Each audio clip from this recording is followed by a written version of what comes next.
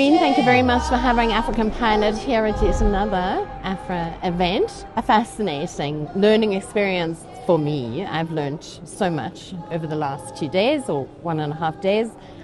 But I think take our audience through what they've missed. This Aviation Stakeholders Convention for this year has been fantastic. We had pre-event sessions, so we had some committee meetings at AFRAA on distribution, on route network and cargo, so on technical operations. Then after those committee meetings, because each committee has its own mandate, its own action plan for our member airlines aligned on collaboration, then we had a consultative session with Jetcraft Commercial.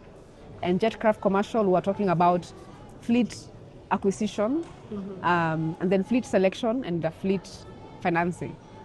We learned quite a lot because from an expert point of view, a fleet strategy is not just about buying aircraft. There's so much that goes behind there, from the planning, from the market study, from factors to consider, operational, economical factors, and then for the financing of the aircraft, how do you finance that? If you're leasing, what are the pros and cons? Yes. If you're presenting your proposal to the lessor, what do they look for? And how should you present your proposal? And then if you're buying, where are you getting the money? What are the financing sources to consider?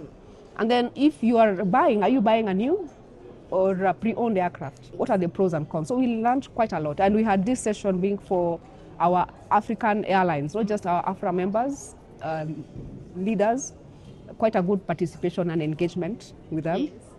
And then following that consultative session, now we had our event today.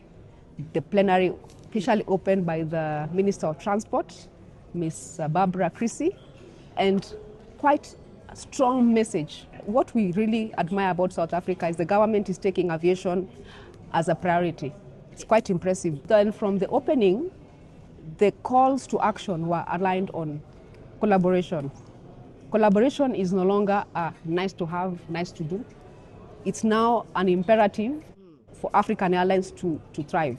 Yeah. And for this stakeholders convention, it's been a good turnout, over 500 delegates, about 50 countries across the world. And this gathering, the main objective is building African aviation, not just to survive, but to thrive. So from the discussions, different topics on profitability, how do we move from just cost cutting to becoming profitable African airlines? And here we had airlines that are doing well, giving use case, because we need to learn from each other. It's not just saying because they're private airlines, they're doing well. We have private airlines doing well. We also have state-owned airlines that are doing well. We can learn from each other. So from that panel, they shared what they're doing, and we can take that as a script to see what can work for us, because it's learning from one another. We also had a session on creating competitive hubs for Africa. Yes. By Growth Helm Partners. We heard very earlier on in the opening about intra-African connectivity is still very limited. We are moving at a very slow pace. The issue of SAATM has been since 2018, and before SAATM we had the YD. Yes. And it feels like we're not making progress, although I think we are, but it does feel slow. It's quite slow, slower than we need to get it. And in fact, even to look at the figures, 22% of intra-Africa traffic actually travels using hubs outside of the African continent. Yeah. And only 28% of intra-Africa routes have direct flights. So you cannot have the passenger, especially the business passenger, using a frequency that less than 4 frequencies per week. And the business person actually wants more frequencies per day. So if you can't have more frequencies per day between those points, then the option is to use non-African hubs. Yes. Which is now, for our airlines, that's to their detriment. It's counterintuitive as to what's happening. Airlines that spoke on stage were saying, where we have traffic rights, let us proceed to serve those markets, of course, based on a good market study, demand analysis, and serve those markets where you have the rights, and then we continue to negotiate bilaterally. Subject of SAATM needs to be driven forward because we need to connect Africa.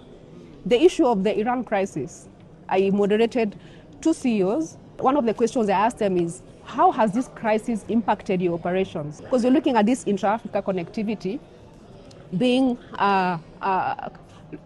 increased from the fact that closure of those hubs that were being used in the Middle East now is forcing the traffic to use the African hubs. So one of these airlines from the Eastern African region, they actually saw a leap in the demand, because that's a market that is a connection kind of traffic hub. And then the other airline was a destination market.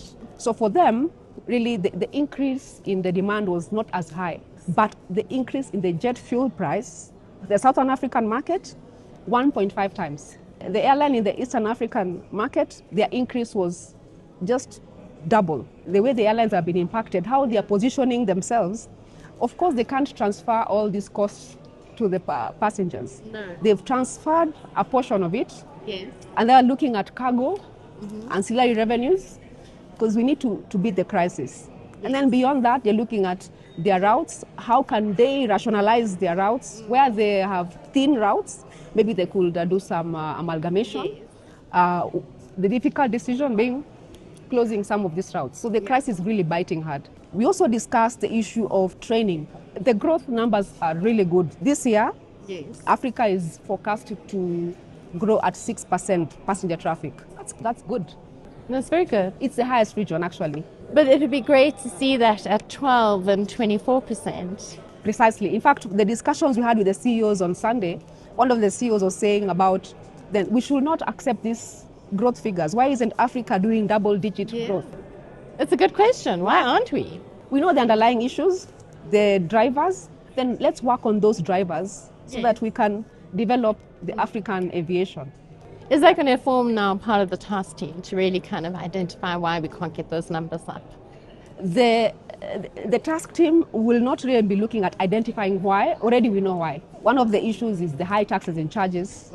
Governments should not be just a tax collector from airlines, to look at airlines as a revenue source. They should be looking at the aviation industry as a trade partner. Yes, aviation drives as a driver of economic development.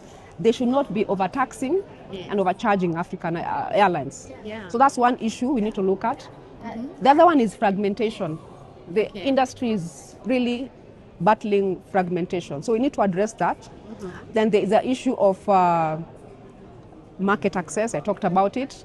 Limited market access. So if you open the market really for African airlines, that's one of the key factors that will result to having more traffic, connectivity in the African region. We need to address that as well. So it's a bit like code sharing with each other, hey? Beyond code sharing.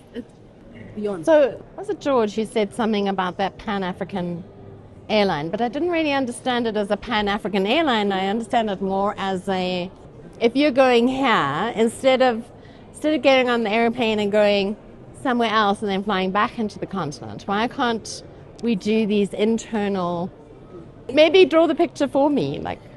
So what George was alluding to in the session I had with him was, even beyond that Pan-African airline, was the concept of alliances. We've seen alliances working in other continents, across actually global alliances.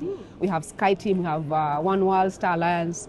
So the concept is, and that discussion has been there years back, why don't we have our own alliance for African airlines in this continent? Because the benefits of the alliances, some of which will be, you can have your collaboration on the code shares, you can have the loyalty programs, you can have the other initiatives, for example, on the joint purchase program, procurement.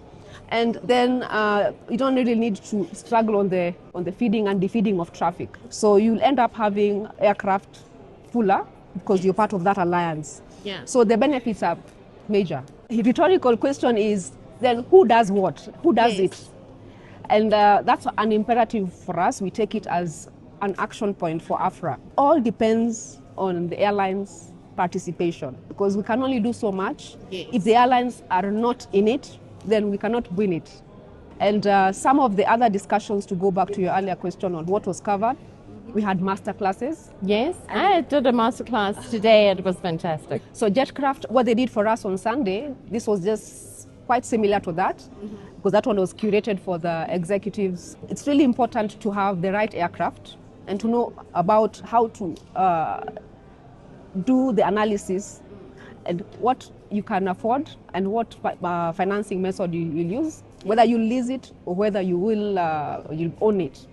And are you buying a new aircraft or a pre-owned one? So there's a lot of factors. And what we got from the Jetcraft team, Rafael Haddad, he mentioned that if you don't have sufficient capacity within your airline to help you to walk that process, then you can work with a consultant, you can work with some of these organizations who are very versed in making this kind of decisions, and they can take you through. You save yourself a lot of, you'll avoid a lot of inconveniences, because when you buy an aircraft, you're stuck with it for like over 2 decades. That's an important decision to make using the right basis of purchasing that aircraft. So talk to me about cargo, because I feel that we really need to start making better decisions around cargo. Yes, we had a presentation by Astral Aviation CEO Sanjeev, and how air cargo can be an economic catalyst. The issue of e-commerce increasing, that's an opportunity for cargo. One of the things he mentioned, that especially for cold storage facilities at airports, one of the biggest challenges in Africa is that infrastructure is very limited.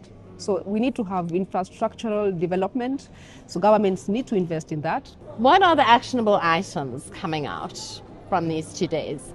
The issue of collaboration, not just being good to have an imperative. The point that was raised by Captain George Kamal, who is CEO of Kenya Airways and also the current year AFRAA chairman of the executive committee, was, can we now go back and drive that concept, which AFRAA we will do, and all depending on the airlines' participation.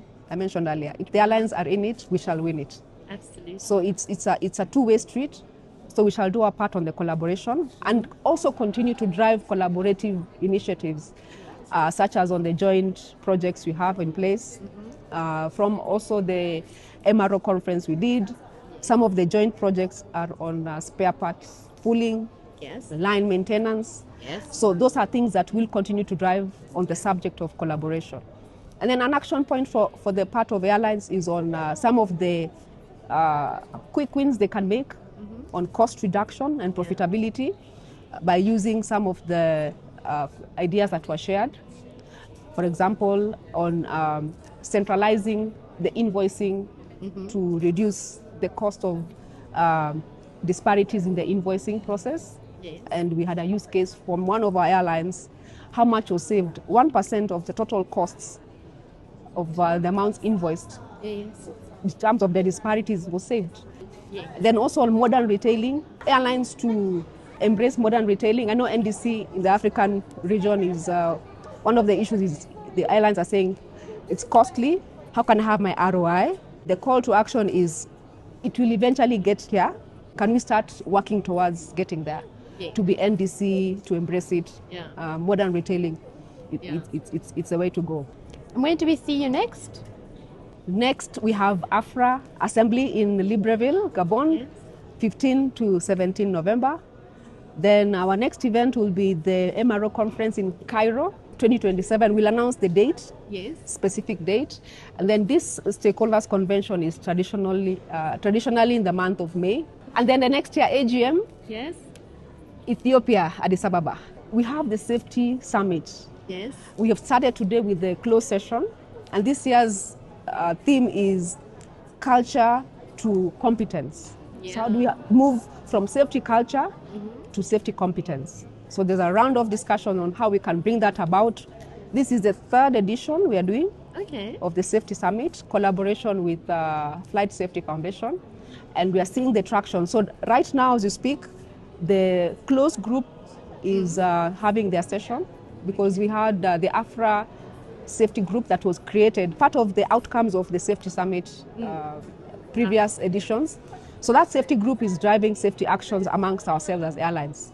So what is going on in the closed session, they are analyzing an accident, really dissecting it, what happened, what went wrong, And that accident was the issue of crew fatigue. And then now, how can we also learn from each other? Because that's a forum the airlines will share their experiences, and then we learn from each other. That's the objective. Yeah. And then tomorrow we go into the panels, presentations for the safety summit. Quite packed, Yes. but 3 days conferencing, been really good output for our delegates. And then on Thursday, Yes, what's happening on Thursday? Thursday, we are not finished. Oh my goodness. On Thursday, we have a youth event. Okay. Every time we do our conference, we do 1 day an outreach activity. Okay. So this time we are doing 200 students, Yes. high school students to be specific. Yeah. We have this sponsored by ATNS Yeah. in collaboration with South African Airways. So we shall take these students to the SAA Museum, showcase to them, the SAA Museum, you see the aircraft there. We'll also bring some simulator from ATNS. Okay. And then we'll do some sessions with some of the career people for them to really engage and have the motivation they need. We want to also interest them in careers in aviation very young. Yes. So we'll have some pilots, we'll have some engineers, some air traffic controllers, and then to really unpack for them what aviation is about. So we are planting the seeds early. Yes. And we hope that some of the students who will be there will be future aviators. Fantastic. Yes. That's great. And so I will see you soon, Maureen. Thank you very much for having us. I look forward to the coverage that comes out of this event, and we shall see you soon at the next one. See you soon. Thanks for coming and looking out for the next event. All